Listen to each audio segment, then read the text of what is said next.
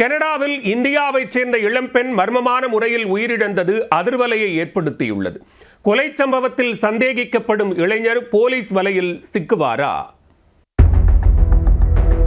கனடாவில் டொரண்டோ நகரில் உள்ள வெலிங்டன் ஸ்ட்ரீட் பகுதியில் இந்தியாவைச் சேர்ந்த ஹிமான்ஷி குரானா வசித்து வந்தார். 30 வயதான இவர் இரவில் திடீரென காணாமல் போனதாக புகார் அளிக்கப்பட்டுள்ளது.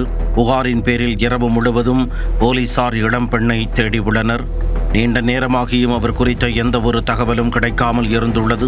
அதிகாலையில் அதே பகுதியில் உள்ள ஒரு வீட்டில் சடலமாக கிடந்துள்ளார். இதையடுத்து இளம்பெண் மர்மமான முறையில் உயிரிழந்தது தொடர்பான விசாரணையை போலீசார் தீவிரப்படுத்தியுள்ளனர். 3 நாட்களுக்கு பின் ஹிமான்ஷிவுடன் பழகி வந்த அப்துல் கஃபாரி என்பவர்தான் அவரை கொலை செய்ததாக போலீசார் தெரிவித்துள்ளனர். அத்துடன் அவர் தொடர்பான புகைப்படம் வெளியிடப்பட்டுள்ளது. அந்த நபர் குறித்து தகவல் தெரிந்தால் உடனே தெரியப்படுத்துங்கள் என்று பொதுமக்களுக்கு போலீசார் அறிவுறுத்தியுள்ளனர். இருந்தபோதும் கொலை செய்யப்பட்ட இளம்பெண் டொரண்டோவில் என்ன செய்து கொண்டிருந்தார் மற்றும் அவர் தொடர்பான எந்த ஒரு தகவலையும் போலீசார் வெளியிடவில்லை.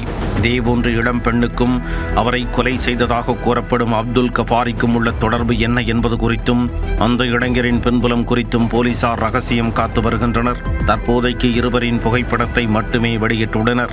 எனவே மர்ம மரணம் தொடர்பாக அப்துல் கஃபாரி கைது செய்யப்பட்டால் தான் கொலைக்கான காரணம் தெரியவரும் என போலீசார் தெரிவித்துள்ளனர். கனடாவில் அண்மை காலமாக இளம்பெண்கள் இளைஞர்கள் மர்ம முறையில் கொலை செய்யப்படுவது அதிகரித்து வருவதாக குற்றம் சாட்டப்பட்டுள்ளது.